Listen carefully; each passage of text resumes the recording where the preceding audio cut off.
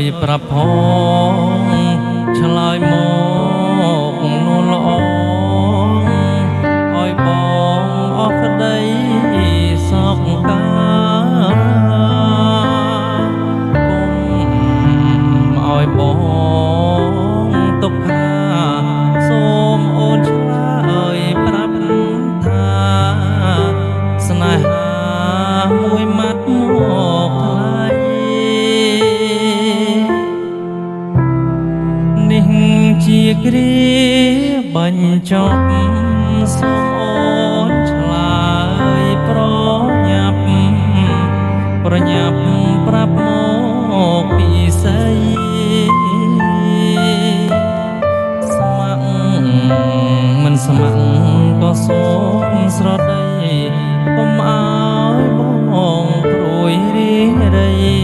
ដោយសារស្រីមិនតន់ឆ្លើយបង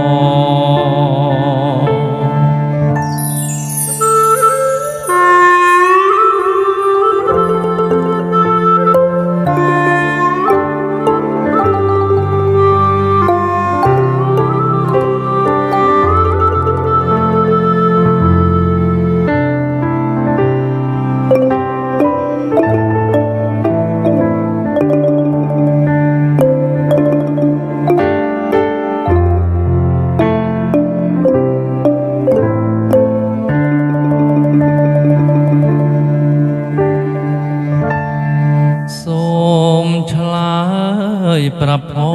ងឆ្លើយមកនួនល្អឲ្យបងអស់ក្តីសោកកា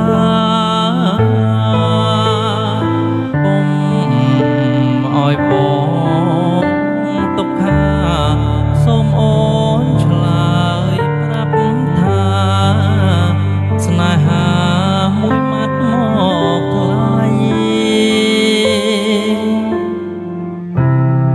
នេះជាគ្រាបញ្ចប់សូមអូ